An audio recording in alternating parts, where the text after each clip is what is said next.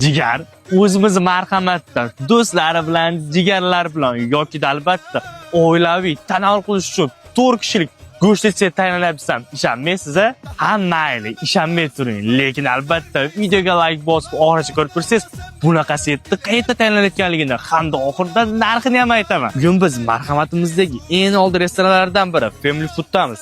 Bu yerda ochilganiga ko'p bo'lmagan bo'lsa-da, juda ko'plab marhamatliklar qalbidan joy oldi. Chunki bu yerda marhamatimizda topilmaydigan achchiq go'sht, tovuq say, besh barmoq, norin, do'stlar uchun 4 kishilik tepada aytgan go'sht setlarimiz, pizzalar, mazar to'ylarga kilogrammlik norinlar tayyorlashyapti ekan. Eng zo'r tomoni, to'lgan kun oilaviy korporativlik tadbirlarni ham va albatta o'tirish gaplarni ham zamonaviy xonalarda bemalol o'tkazsangiz bo'ladi ekan. Jigar sizga mana bitta ma'lumotni yetkazgunimcha, o'sha 4 kishilik setimiz tayyor ekan.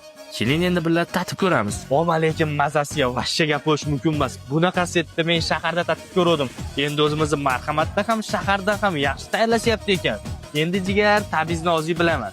Kelib tatib ko'rib, shu videomizni topib izoh berasiz. Xudo xolasa kutaman. Bu 4 kishilik setimizning narxi attiga 250 ming so'm ekan. Family Food manzili esa hokimiyat ko'chamizga burilmasdan 10 qo'lda. Aytgancha, hozirgi kunda Family Food restorani ertalabki soat 9:00 dan kechki soat 11:00 gacha ishlayapti ekan. Bemalol kelaverasiz jigar.